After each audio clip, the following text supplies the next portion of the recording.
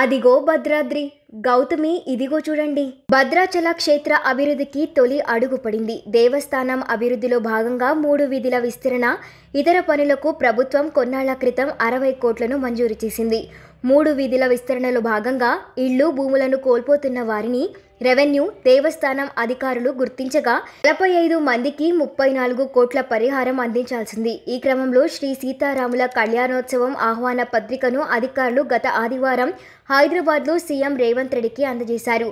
ఈ సందర్భంగా సీఎం భూసేకరణ సర్వే వివరాలు ఆరా తీయడంతో నష్టపరిహారం విడుదల కావాల్సి ఉందని మంత్రి తుమ్మల చెప్పారు. ఇటీవల భద్రాచలం పర్యటనకు వచ్చిన మంత్రి పొంగులేటి సైతం 2-3 రోజుల్లో భూ నిర్వాసితుల పరిహారం అందుతుందని ప్రకటించారు. మంగళవారం 34 కోట్లు విడుదల చేయగా ఏళ్ల తరబడి స్థానికులు, భక్తులు ఎదురుచూస్తున్న భద్రగిరి అభివృద్ధికి తొలి అడుగు పడినట్లయింది. ఈ మేరకు 45 మంది నిర్వాసితులతో మంగళవారం ఆర్టీఓ దామోదర్ రావు సమావేశమై నిరభ్యంతర పత్రాలు స్వీకరించారు.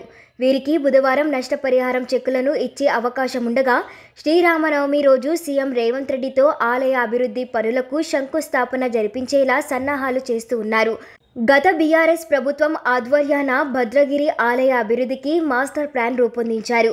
ఆనంద్ సాయి కొన్ని డిజైన్లను రూపొందించారు. మంగళవారం ప్రభుత్వం ఆలయ అభివృద్ధిపై కొత్త డిజైన్లను విడుదల చేసింది. ఈ డిజైన్లు ఆకట్టుకునేలా ఉన్నాయి.